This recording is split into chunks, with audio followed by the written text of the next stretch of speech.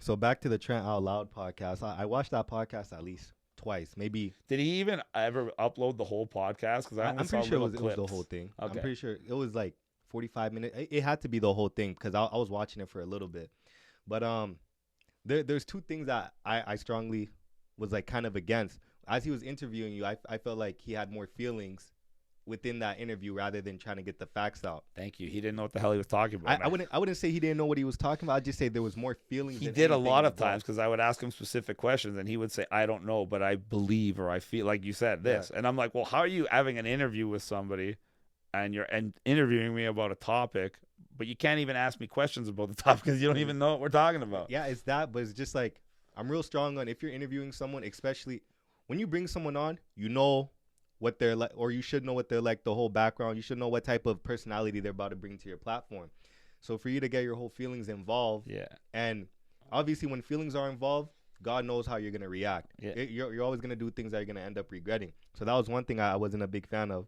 And two, with that whole podcast episode that you had with him, it was like, to me, I'm like, does he want to be there? It didn't seem like you wanted to be there. I didn't, because it was like I was talking to myself. Yeah. When I'm talking to somebody, first of all, when the guy introduces me as a conspiracy theorist, you don't like that. Already that entire word was invented by the CIA to discredit people that are telling truths the government doesn't want them to know. So to me, when I'm called that, it's a badge of honor. But when somebody is interviewing me and calls me that, it's letting me know that they're trying to discredit me from the very get-go. So every single thing that I'm saying, they're already told their viewers, don't believe anything this guy's saying because he's a conspiracy theorist. So when someone interviews me like that, and I know Trent now because I did a research on him, so I know he's a piece of shit. I know and I'll say it on live. He lost his contract with Nike for doing shady shit. So if a company like Nike gives you the boot and kicks you out, that's why he's desperate for money, and that's why he did that hit piece. I guarantee he got paid to do that hit piece on me.